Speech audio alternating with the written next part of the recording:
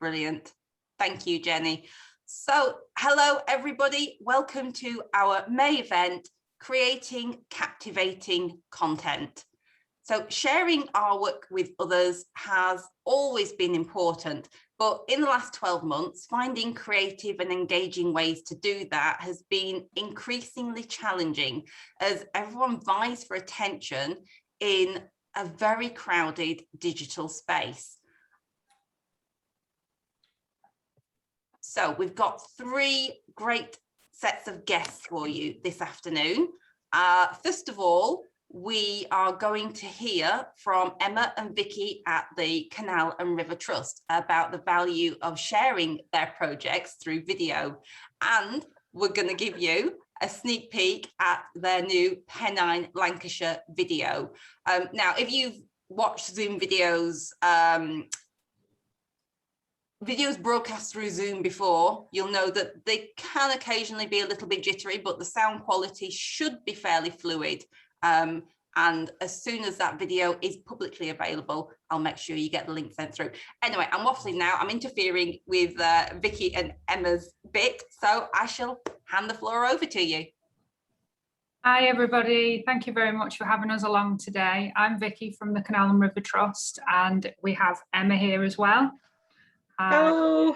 So we're just going to show you a little video. So we have quite a large area in the Northwest, and on an annual basis, we have an AGM where community partners and members that have been involved in some of our projects get to come along and hear about the success stories from across the Northwest. But obviously with the pandemic, that's not been possible. And then also because we're so spread out, we don't get to hear about all the fantastic things that our co-workers are doing as well. So doing it this way is been able for us to share success stories about our projects with our staff internally, but then also externally as well. So I'm just going to show you a little video. And with sound. And here we go. Can you all see that? Yeah.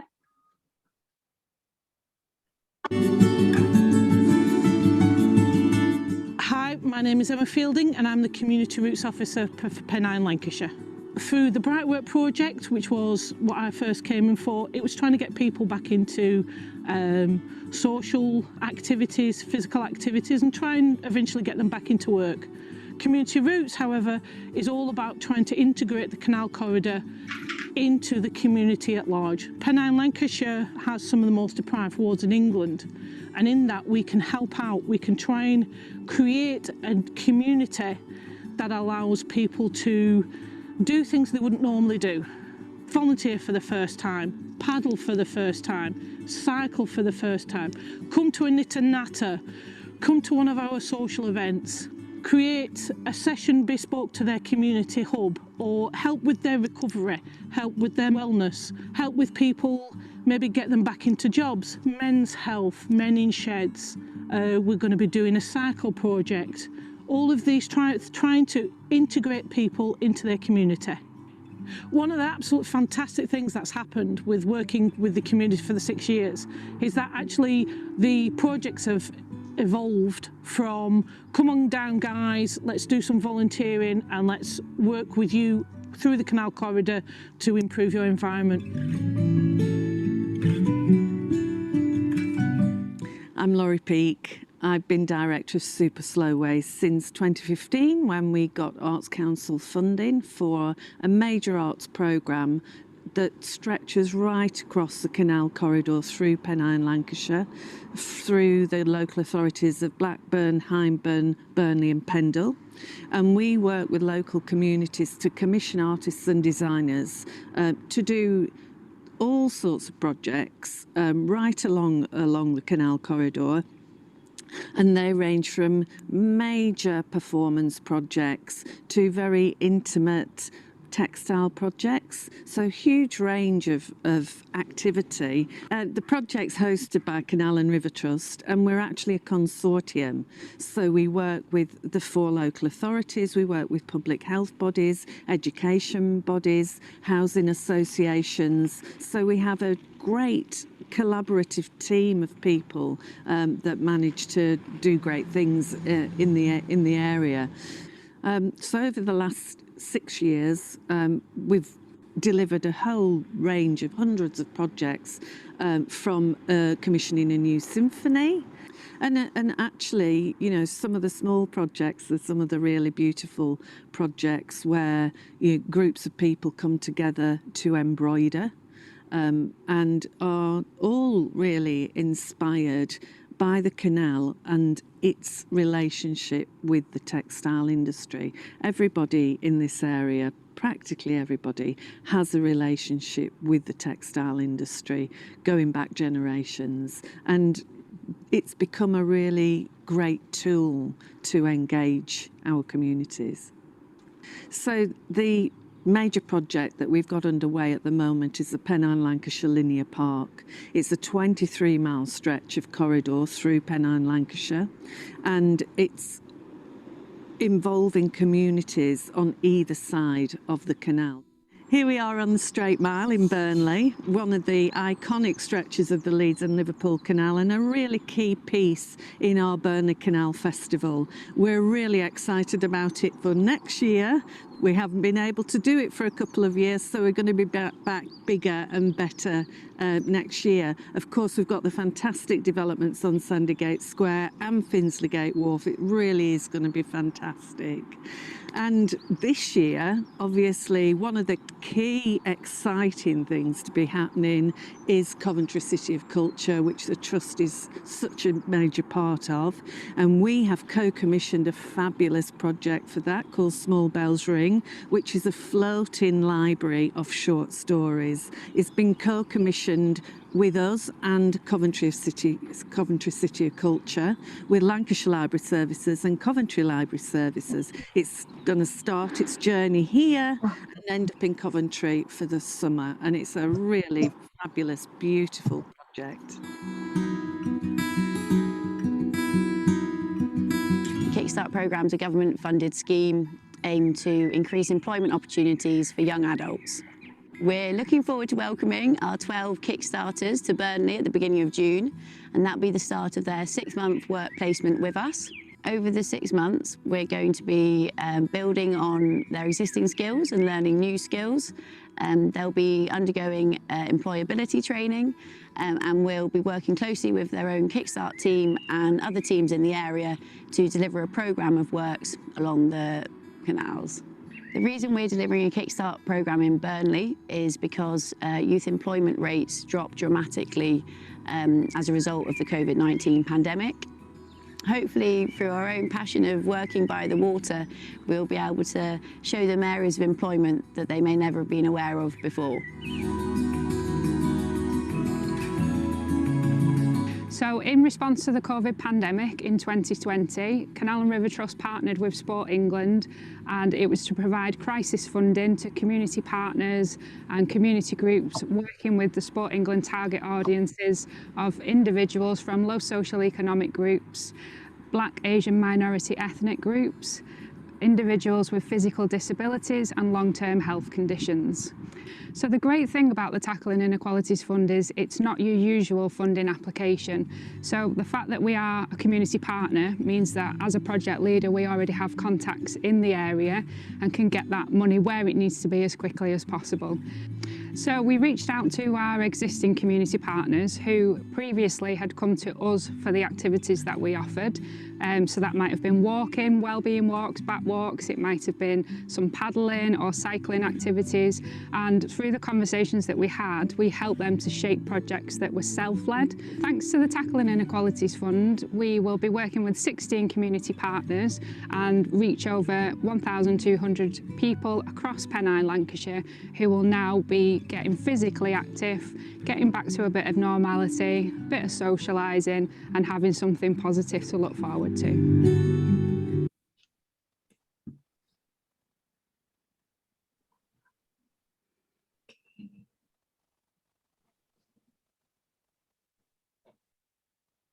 There we go. Had a little panic there. I couldn't figure out how to stop sharing.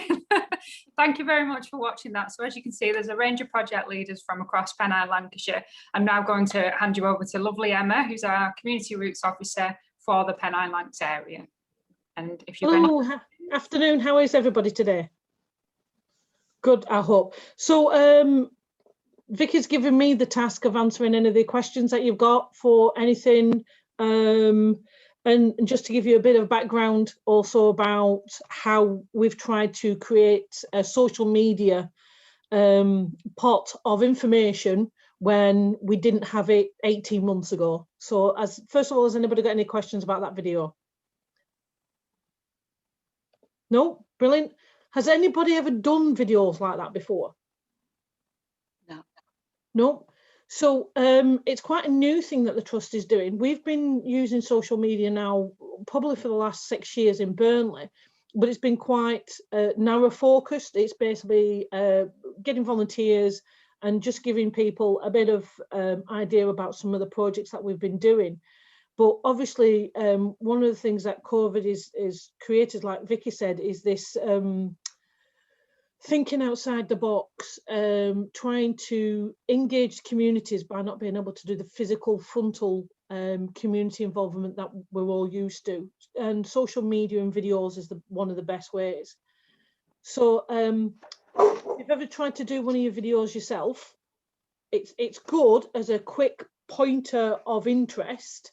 So one of the ways we do it is we take still photographs and then put them all together, and then you've got like a little bit of a 60-second, 2-minute thing of a project from start to finish.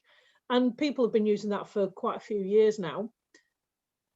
But the actual professional stuff that this one was, is quite new to us, and you can see the difference. Vicky and I were laughing about it, but we've come straight from lockdown.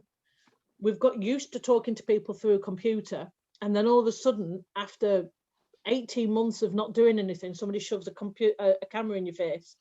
And I actually forgot my own name a couple of times. So in that respect, it's very good to get the professional point of view, because the editing, my bit there was a good, 15 minutes of talking? Yeah, and prompting from the professional as well, who were guiding us and helping to stay on task. And you can just see the professionalism with all, the aerial shots and things and everything. And especially for the younger generation, they're so used to the social media being very professionally done, that me in front of a camera going, yay, come and paddle, yay, is probably not going to hit them as much as a professional bit like that was. But the amount of people who've seen it and commented on it is quite, it's really funny, because you use Facebook, Instagram, don't you, Twitter, and you don't really get a huge amount of feedback from it. You put it out there and saying, come on down to such and such place, or this is what we're doing at such and such place, and you might get 2 or 3, 10, 20 comments at most. But we've put that video out there and we've had a lot of people watching it, and it's one of those things that might, and then obviously you've got it for forever as well.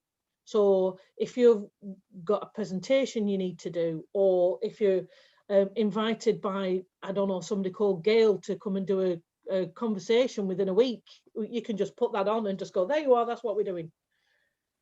And it looks professional, it sounds professional, and you enjoy watching it. I think it's probably the best way to describe it.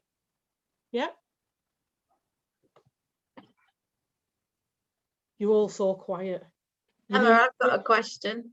Go on. I've not been cheeky asking. I have done some professional videos, and I believe firmly that it's worth investing in, because like you say, use it again and again. It's endless.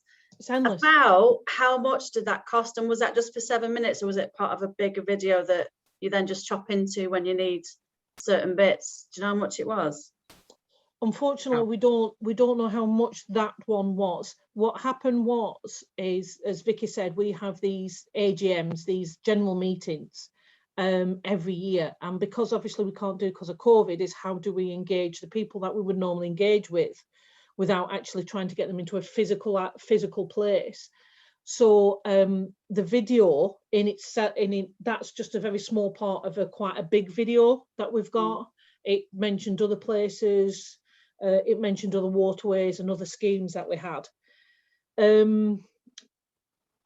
Vicky, do you mind if we talk about story maps?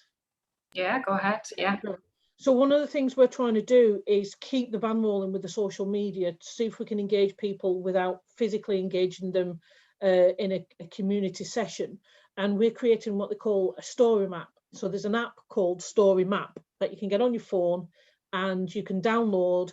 And if you want to go to a place, or if you're thinking about having a walk, or you want to know how long a walk's going to take, or what type of things you might see on that walk, you can download the map and then you can see what you want to do. So in with that, you can have videos, you can have stills, you can have sound bites, you can have comments, you can put maps up, you can put time frames in it. Everything that you would think about of doing on Google, you can do as a cohesive whole in this map app.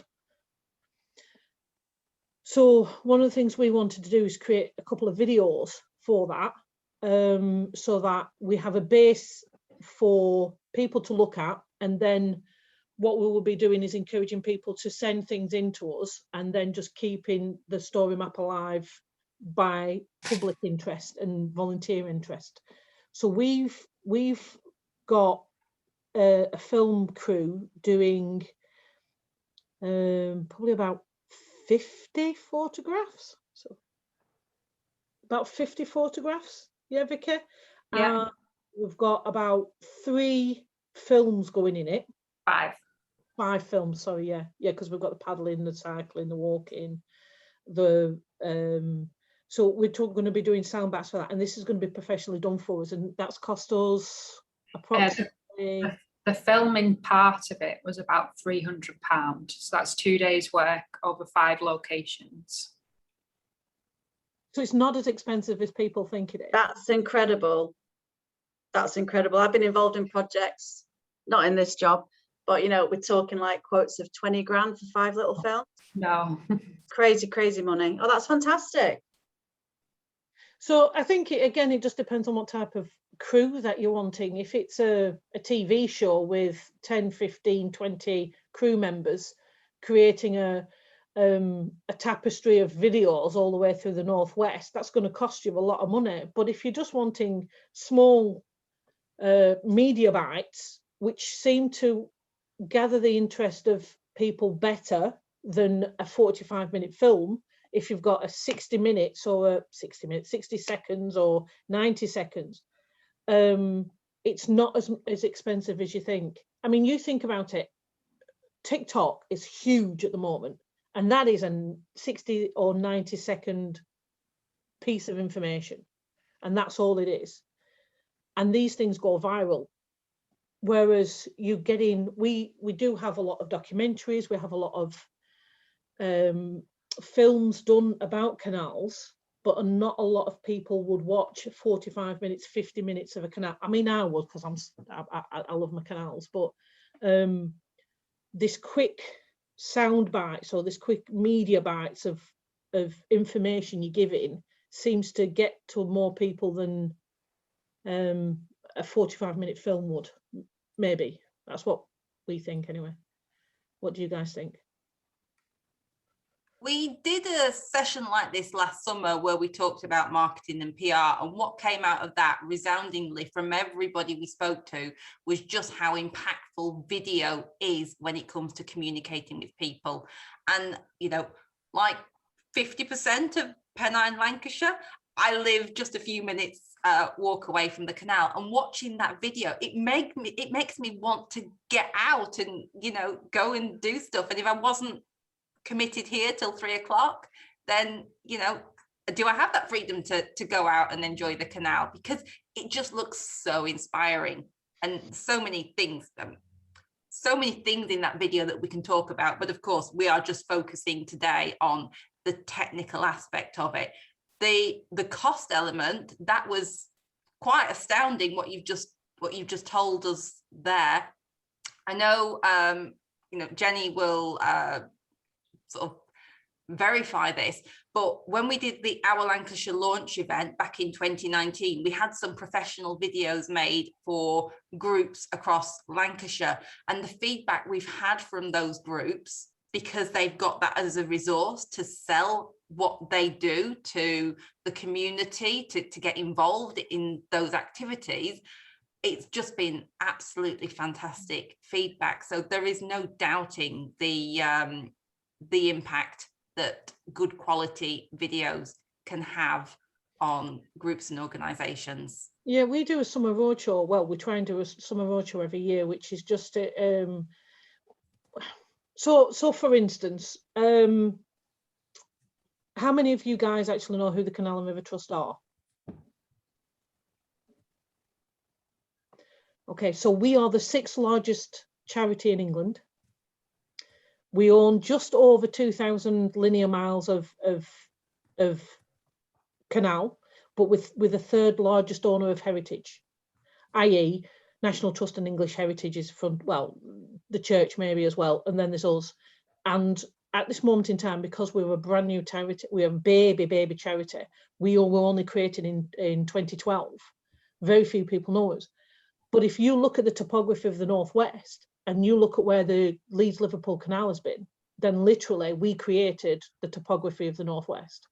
The Leeds-Liverpool created the towns, the cities, the infrastructure that you guys use.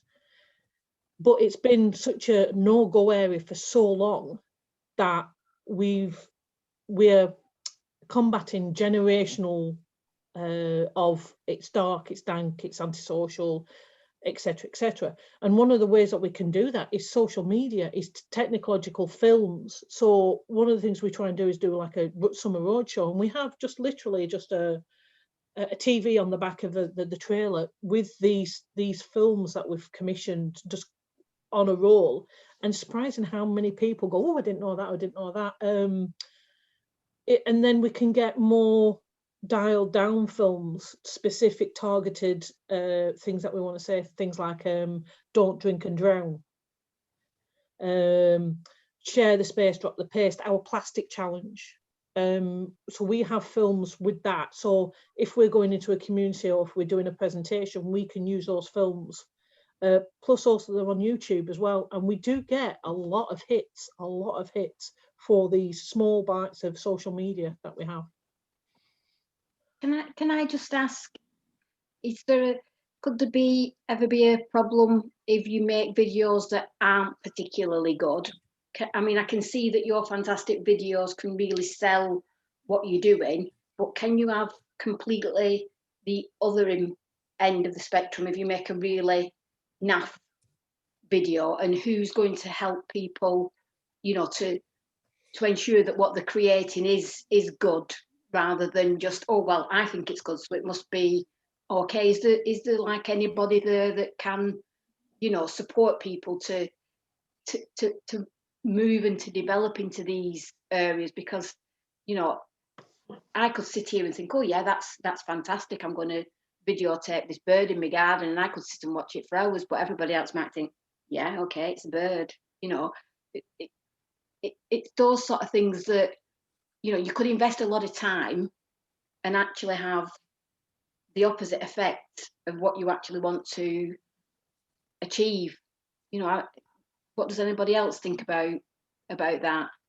And can I just interject there? I'm aware that Vicky and Emma need to dash off in a minute because they've got another meeting they need to be at, and I'm so grateful for you coming and speaking. But there's YouTubers locally, and I watch the videos, and they are literally walking around B&M having a shop, and I'm sat there transfixed. I'm like, why am I watching this? It's amazing what people will actually watch. I think it's about authenticity. Personally, I think if it's authentic, it doesn't matter what quality. Of it, Gail. Sorry, look at the psychology of it. It's absolutely fascinating. The highest grossing earner of YouTube is an ex-teacher who literally all she does is open up toys on YouTube. Nobody knows what she looks like. They only know what she sounds like, and she literally opens a toy up and plays with it on YouTube. And she's the highest. She's a multi-millionaire, and that's all she does. And then what happens is through social media, through YouTube, young people watch it, her opening up, I don't know, like a transformer, playing with a transformer, telling them how good it is, and that's it. So, Jackie, you then videoing your bird, yeah, you might not get a huge amount of hits, but the people that you get who are interested in that will do so. The last Big Brother that we had, people were literally watching the people sleep. That's all they were doing, watching the people sleep. And it's just, and because of COVID, because of the lockdown, because we've been reduced to this screen that we've got here, the amount of impact you can have with social media at the moment is huge. Now, that's just my opinion. I mean, I'm sure we've got a lot of marketing and social media gurus and things and people who do this professionally for a living who would probably be able to tell you more about it. The only thing I always say about everything, Jackie, is if I don't know anything about it, I get somebody in who does. We're going to be doing an absolutely fantastic TIF project, Tech and Inequalities Fund, at Rose Grove about cycling. And I got a guy in because you do not want to see me on a bike. Honestly, you don't. Do you know what I mean? Now, maybe that would be a good YouTube, watching me keep falling into the cut. But at the end of the day, maybe, you know, after a while, I'd probably get a bit bored with it. So maybe if you're thinking about doing a video or you're doing any kind of social media thing, there's a lot of people out there who do this, you know, who give advice and who do it for a living. We personally use people called Huckleberry Films, and they're fantastic. They've been doing stuff for us now for a good couple of years, six years now, and they're fantastic at what they do. So if you're thinking about doing something like this, maybe just get somebody in who knows what they're doing. Could we have the, you know, the details? So are they the organisation that you use that said don't charge a fortune? Huckleberry Films are a smaller film production company who do most of our quick bitey films around in the Northwest. They're the people who are going to be doing our story map for us. They're also the people who did Burnley Canal Festival. They do a lot with Super Slowway. They do these commercially social media films that a lot of people are doing now. I've just popped them in the chat, everyone. I've just found them. They're in Accrington, aren't they? Brilliant. Yeah. Thank you. They're brilliant. Honestly, they're lovely. They're absolutely lovely. And they'll tailor. So you'll give them a premise. You give them a premise and say, this is what we want. And this is what Vicky and I did. Isn't it, Vicky? We just said, this is what we want. How do you want? And then they go, well, this might be better if we do it this way. This might be better if we do it this way. And this might be better if we do it this way. Right, brilliant, fantastic. How long is that going to take? And then we get the cost afterwards and the quote afterwards. And they will tailor everything that you want to how you want it. So if your project's only got £200 in the budget, they will give you a film for £200. It might be only a quick snap of a thing, but it's something, and it's always professional what they do. I do apologise, guys. I'm going to have to go. Just before you go, there's Anne Nichols has got a hand up, and I think she wants to know, guys, what your app was. Could you possibly share that in the chat? Yes, definitely. Is it Story Map or something? And do you want to speak? Yeah, I'll make sure the information goes out on the follow-up email to everyone. Thank you so much, Vicky and Emma. It's been amazing to hear from you. We could carry on talking about this all day. So we'll speak to you again soon, hopefully. But in the meantime, I think we will now move over to our next speaker, who is Jules from Mid Pennine Arts Pendle Radicals project. The video was amazing, but podcasting has absolutely exploded in the last few years. So Jules, tell us more.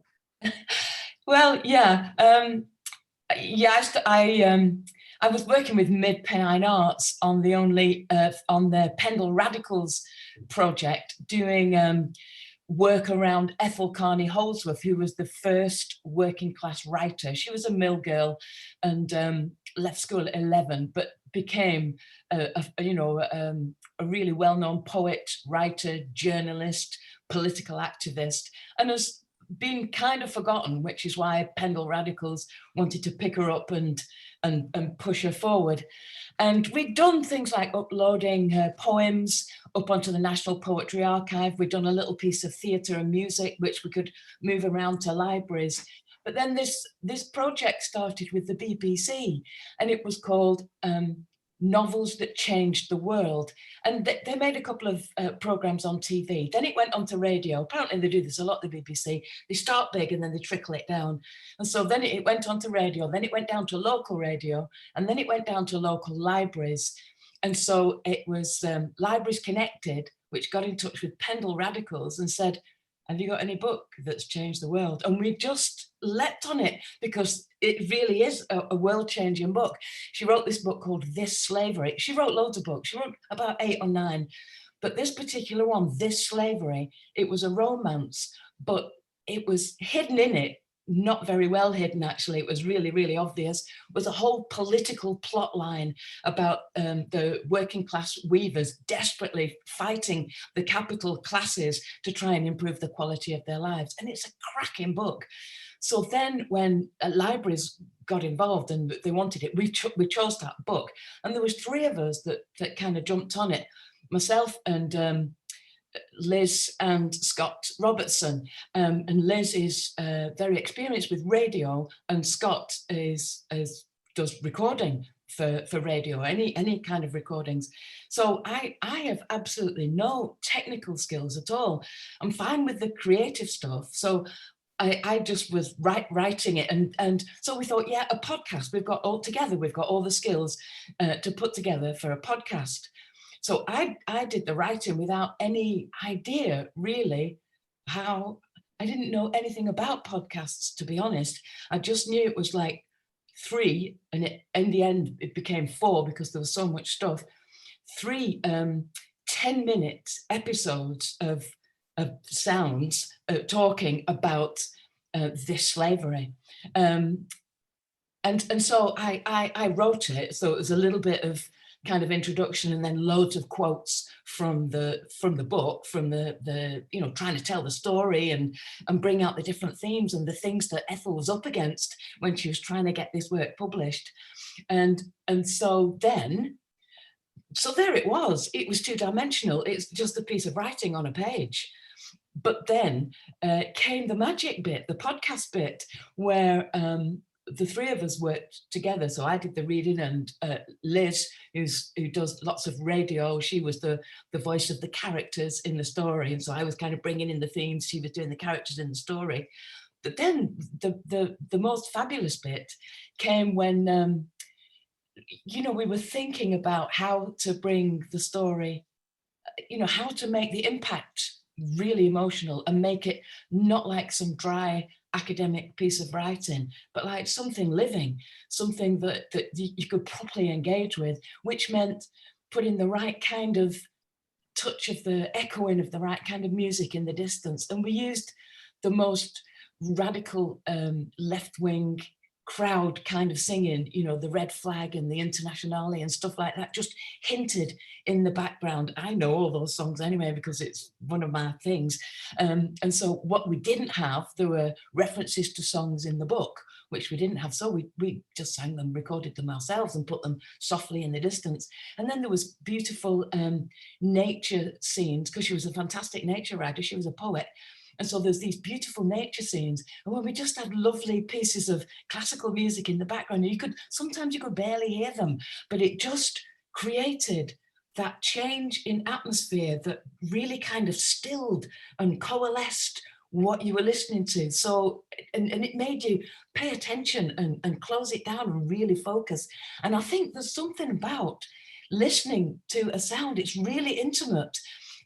I get the point about video, and that's really immediate and fabulous, and everybody can watch it, and you can kind of switch off and watch it and dip in and out. But there's something about having something right in your ears. It's almost like Ethel was speaking to people personally. And we had sound effects of like slum life and dogs barking and nature sounds and stuff like that. And it absolutely made it, for me, it made it 3D. Something that was just an ordinary piece of writing became a podcast. And because my background's in theatre, I only realised afterwards, oh yeah, that's what it is. It's like, it's the same as theatre. It's the same as putting something on stage, but you're listening to it instead of watching it. And I'd never done anything like that before, podcast. And people seem to like it. And now they want more. Lancashire Libraries are keen to have more of Ethel's work, which is brilliant, because this is a woman who really needs to be picked up and carried forward on everybody's shoulders, everybody in Lancashire. Excuse me. And so it's had the desired effect. And also, like like the Canal people with their video, it's there forever. So Lancashire Libraries owns this, and anybody looking to read a kind of radical book from a local heroine, there it is forever. So hopefully Ethel will never be lost again. That's me. Thank you. Thanks, Jules. I know when I heard you speak last time, one of the surprising things that you discovered was just how many words you say in a minute. Oh my God. Oh my God. Like Liz is the expert on that. And she said it's about like 10 minutes would be 1,500 words tops, because it's 3 words a second or something like that. And I started writing away, and before I'd done my introduction, I'd done 900 words, and I thought, oh, it can't be 1,500, it must be 15,000. So for the first episode, I did 15,000 words. It was like doing a dissertation. And this was just to be a third of it, so I did a massive amount of detail. And then when I sent it to Liz the night before, and we were due to record it the next day, she didn't know how to tell me that I'd done, about 2 hours worth of work instead of 10 minutes. And so thank goodness, I mean, I learned my lesson, and I didn't have to do that with episode 2, 3 and 4. And in fact, to be honest, I did love going into that depth of research and learning and thinking and writing, because even though I skimmed off the main points of it, I think it made it a better piece of work for all the in-depth work that I did. But I was astonished by that. How to concentrate something into 1,500 words. It's really, really hard. And it means you've got to, really have the economy. You can't be self-indulgent and faff about. You've got to really get to the point of something and get your quote in and then move on. You can't over-egg it. You just got to say what you want to say and then shift on. Because 3 words a second, it was amazing. Absolutely. Thank you so much, Jules. If you don't mind, we'll leave questions Sure. to the end, because we're going to go to our next speakers in a moment. But if you know any local podcasts, then please do share those details in the chat. I am aware that Together an Active Future do one locally, and I'm an avid listener of the Radio Lancashire weekly podcast, which highlights so many community activities and features that go on across our fabulous county. But right now we're going to hear from Leah and Beth from Pendleside Hospice, who are going to talk to us about the written materials that we will circulate to people. So I know for a long time I've been getting these little booklets through the post every so often from Pendleside Hospice, but of course, as everything, we go digital as well, and I think you can read everything online as well as in paper form. So without further ado, I will hand over to Leah and Beth. Thank you, Gail. Hi, everybody. Thanks for inviting us to join you today. As Gail's already said, my name's Leah and this is my colleague Beth. She's trying to get off the camera, so I'm just going to have to keep moving it around to get her on. So I am the Community Engagement Officer at Pendleside, and that basically involves both physical fundraising and also awareness of who the hospice are, what we do, and who we can be to the people of Burnley and Pendle. And Beth is our digital marketing executive, and she is so fantastic that I was like, when Gail asked me, I thought, well, I can't possibly try and tell you all about our newsletter. I know a little bit about it, but Beth is really the brains and all the hard work behind what we managed to produce in terms of our newsletter. Just a little bit of background about who we are. Most of you probably aware of who Pendleside are, but we're based on Colne Road in Burnley, and we look after people in our community with life-limiting illnesses. We also have a huge family support network dealing with bereaved people.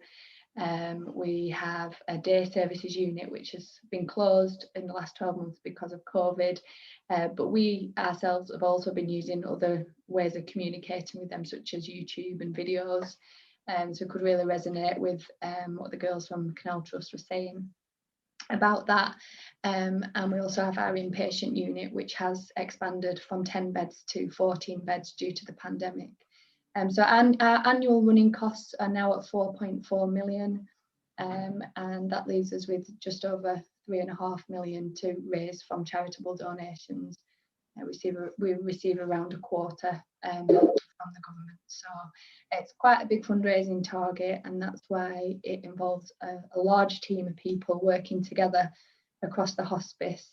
And we have found certainly that marketing, and particularly the digital market, plays a huge part in our fundraising. And as Gail rightly said, what was once perhaps just a physical element has now become much more technical. But saying that, Beth is going to touch on the importance of still having something in your hand, which we've really found valuable to many of our supporters, particularly our supporters here at Pendleside, who are demographically perhaps over 60, more used to having physical pieces of paper, things coming through the door, proper phone calls. Many of our supporters like to pick up the telephone and speak to us. So it's really about finding the balance between the technology that is available to us, but also looking at our supporters and thinking, is it accessible? So yeah, Beth's going to talk more. I'm going to move the camera on to Beth, and she's going to talk more about our newsletter. So we send out our newsletter to our supporters to inform them of all Pendleside news and everything that has happened in the last 6 months. This creates a valuable touch point for us, as our supporters, as Leah said, they tend to be older and they're less active on social media, and they don't really know how to use our website the same as what some younger supporters do. Sending out the newsletter ensures that our content is definitely being seen by our supporters, as you've mentioned previously, and I'm sure you know, it's difficult to compete online, especially through social media platforms. You're competing against other charities and everybody's looking for the same supporters and the same target demographic as well. The newsletter just helps us have a personal touch as well, so it's something that people can read at their own leisure in the comfort of their own homes. And as Leah said, it provides a lot of information for them to just ring the hospice and have a chat with somebody. We create 2 newsletters a year, so we have a spring newsletter and a winter newsletter. And throughout that time, I collect information on our patients, like patient stories and staff stories, any fantastic fundraisers that we've had, any testimonials, any stories about volunteers. And before the newsletter is due to go out, we have a meeting, a hospice-wide one, with so we can try and figure out what key messages that we need to get across in our newsletter. So previous to this one, was our COVID newsletter, and we've just done the COVID roundup, so that hopefully within our next newsletter we don't really have to speak about COVID again. It can just be a thing of the Fingers crossed. Fingers crossed. But in those newsletters we're focused on COVID and trying to plead for help. But what we have learned along the way from producing our newsletters is that we need to have real life stories in there to make it more personal. So we try and get stories of patients and of service users to explain to people that might not know what we provide here, that they can access the services that we offer as well. And we also like to show what our staff are doing. Whereas our last newsletters used to be quite heavily fundraising based, we're trying to steer away from that now and still have an element of fundraising in there, but we want to make it more what do you say? Relatable, I suppose, to everybody, so that there is one message or something within our newsletter that speaks to everybody. You know, not all the stories are going to affect everybody, but if there's just one thing in there, or one sentence, or one picture, or one call to action. So it's about getting a good balance of different things in there that, you know, pulls people in on different levels. Yeah, we just want to make people in the community aware that we are community based and we are here for our community, and we need that to show through what we are actually putting out there in our newsletter, rather than just asking for donations all the time as well. Yeah, no, sorry to interrupt, just on that, I think if you get the message right, you don't have to ask so much. And if we can share our story about who we are and what we do well enough, with real transparency and real sort of authenticity, by showing real genuine patient stories and real staff stories and the hospice journey, the ask then only is a small part of that, rather than saying we need your money, we need this, or because you do this. We start with the because and finish with the call to action. Sorry, Beth. So what we've learned over the process of putting out our newsletter is to make it more personal. So to do that, we use a lot of photographs in there, real life photographs of real life people. So maybe because our community is quite a tight community, a lot of our nurses are known by people who live in Burnley and Pendle. So people may donate to us just because they can see a friend in the newsletter or a family member. And we've just tried to rebrand our newsletter to make it a little bit different. We've tried to make it more. So we've gone from the kind of A5 standard booklet, which many of you may have received or seen in the past. It's got lots and lots of information in it, lots of stories. Last year it had our Christmas card order in it, various adverts as well. And Beth has magnificently this year produced a broadsheet style. So it's across 4 pages rather than 16 individual pages. And it gives you the bright element. There's lots of pictures in there. There's really good captions, good headers, lots of different fonts and colours. It's very eye-catching. If you could just see this, we will send this as well so that Gail can forward it on. But like just in that page alone there's probably sort of 7 or 8 different things going on. So lots of information to see. But it's also done. She's done it really clear. It's not too messy. So there's cohesion and the colours don't clash and things like that. But there's enough going on as well. Previous to this layout, our last newsletter had 20 pages, and you just feel like you are flooding people with information that they're not necessarily going to take notice of or take action on either. So with this newsletter, we've tried to ensure that there is a call to action as well. So even though they're learning about the hospice, they're learning about the services and what we do, we've also put in a call to action. So this year we've sent out our car raffle with it, and we've seen such a great response from it. We've got so many people purchasing car raffle tickets just from the newsletter, which is really good to see, isn't it? Yeah. But yeah, also having the newsletter helps us collect data from new supporters in the local community, and also allows us to keep our database fresh and make sure that we're sending out to people, because it does inform us of when somebody may have moved or passed away, etc. So yeah, it's really handy for us. We get such a good response from it. We still get a good response from social media, but this just seems a little more towards our supporters' likes. It seems to give us quality response rather than just quantity response. Social media is great. We have lots of likes, lots of people making comments, but it always doesn't always bring the fruit as such. Whereas the response from our newsletter seems a lot more qualitative and just a bit more substantial.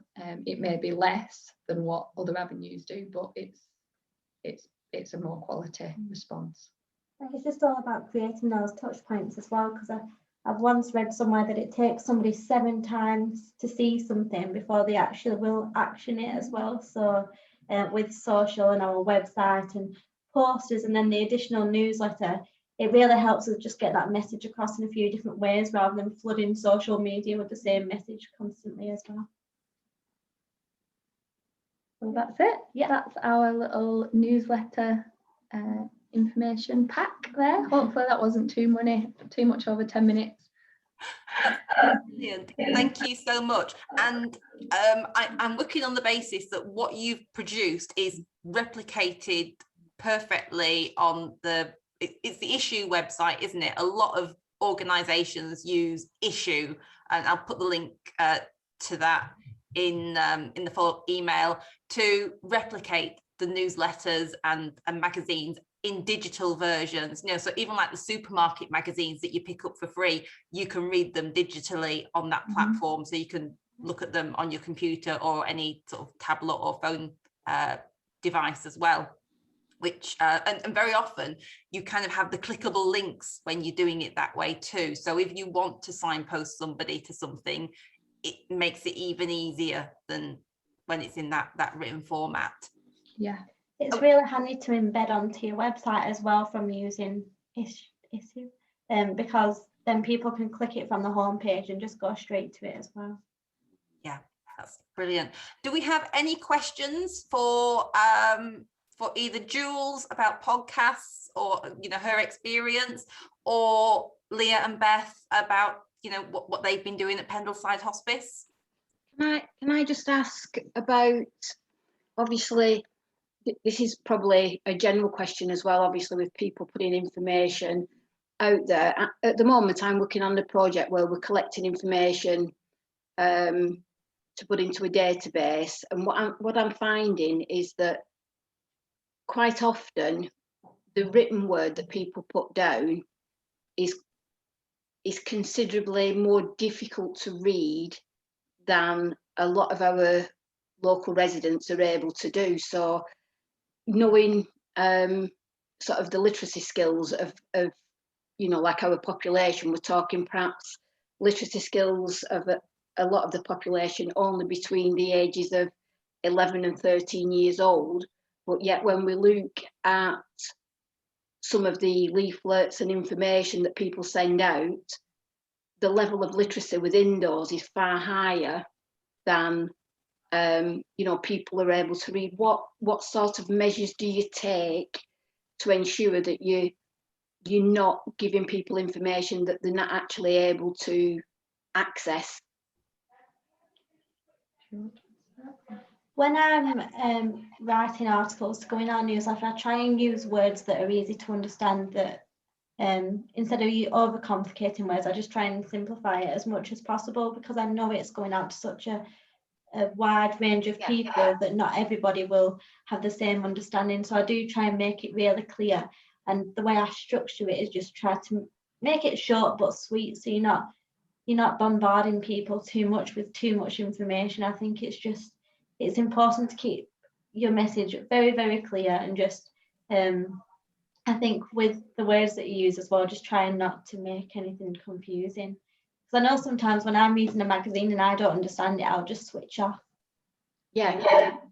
One of the other things we always do, generally with anything in our office, but particularly with the newsletter, is it goes via several different people to not just proofread it, but basically read it. Do we all understand what the message is? And we take it for granted that we all know what we're talking about, but if it's a family member to proof or another department, is it as clear to them? So I think that's really valuable, is just getting as many different opinions on it, perhaps from different age groups or ability groups.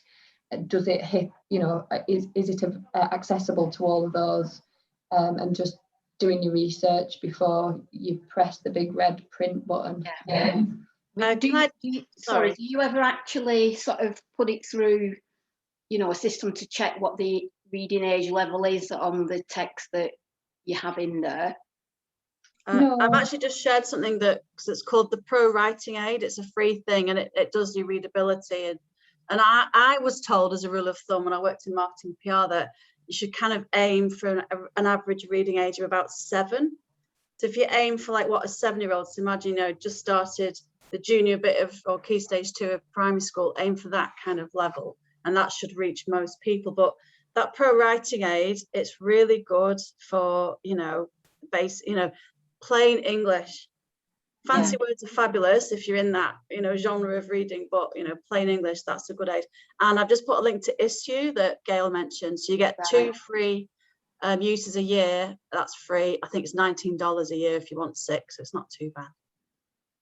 There are other platforms as well that are available that do similar, but Issues looks like to be the biggest. Just going back to Jackie's question, so my daughter has a dyslexia diagnosis, and I watched a program last year where it was talking something like 10% of the UK population have sort of reading difficulties, and it's a huge amount of people that we really need to be aware of. So as well as pitching you know, the younger age group to make sure it is accessible for everybody, it's really important to consider dyslexia friendly fonts in any written materials that you're producing as well. It's kind of nice at home because I've got my inbuilt checker. I'll just kind of go, oh, Victoria, does this look all right to you? How do you find this? So that's kind of handy. But I'm aware not everyone has that benefit of a teenage daughter in their home. I'm aware we are dead on 3 o'clock now.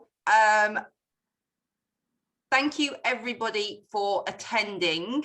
If you do have to go, if you don't, it would be great if we could just hang on for a few more minutes and see if there's any other questions for our guest speakers. But if you are heading off now, then hopefully we will see you again at a future event, and thank you for coming along. So back to any questions that anybody might still have for our guest speakers. I'd just like to thank everybody, because sort of listening to everybody, it's just shown over a different range of sort of media what, you know, how you can actually achieve. You can probably do the same message over every type of media and sort of hit a different, you know, a different audience. You know, as Leah said, it's a matter of sort of seeing it several times and hearing it several times, and it eventually, you know, it does just sort of filter down, doesn't it? But it's about having something for everybody, I suppose, isn't it? That's the thing, really. Yeah, and I think we touched on it with all our speakers today, is that there is an element of psychology involved in whichever way you communicate, because there is usually some kind of call to action. You want people to respond to what you are doing, whether that's through making a financial donation or engaging with a project or just taking learning away from what's being shared out there. And understanding how people behave is probably a really good way of strategizing what you're going to do when it comes to creating your content in whatever format it is. Yeah, that's a really good point, actually, Gail. Is we look at particularly our donor behaviour and our supporter behaviour, and really trying to, before you do you know, the mail outs or the newsletters or whatever it is you're creating, is to do some research into who it is you're trying to target, and find out as much information about how they would prefer to hear the message. Ask them, and you know, there's obviously many other ways you can do that, but that's a key point, I think, rather than just making assumptions. Yeah, definitely. Thank you, Leah. So we've just got a question from Anne. The book is This Slavery. It's Ethel Carney Holsworth, but is it always Carney Holdsworth, or is it sometimes Carney? Because it's Carney Holdsworth. She wrote as Ethel Carney originally. She was sometimes Ethel Holdsworth, sometimes Ethel Carney Holdsworth, but all the existing copies of her book are Ethel Carney Holdsworth. And I'm right in thinking, aren't I, that as a result of all the work that Pennine Radicals have done, that actually quite a lot of her books are now available through Lancashire Library Service as well. Yeah. And in fact, they're running out. So I think we're going to go for a reprint, which is great. Brilliant. Yeah. Absolutely fantastic. I'm going to share all the podcast links, all, everything that's been mentioned today in the follow-up email. I absolutely adored listening to the This Slavery podcast, because it just, like Jules said, it's like a performance for your ears. Absolutely amazing. And yeah, thank you everybody for coming. It's been a brilliant session. I think we've taken so much away from all our guest speakers today. Thank you so much to Jules, to Leah, to Beth, and to our sort of Canal and River Trust speakers earlier on. Thank you, everybody, and hopefully we will see you again soon. So have a great day. Cheers, everyone. Thanks very much.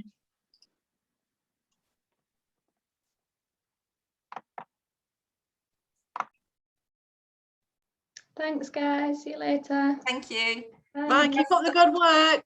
Thanks, you too. Well done. You can press stop now, Jenny. Brilliant. Don't envy them, their targets. That's a high target, isn't it? Goodness. Oh, a lot of money. Yeah, we're still recording. Oh, sorry. I did think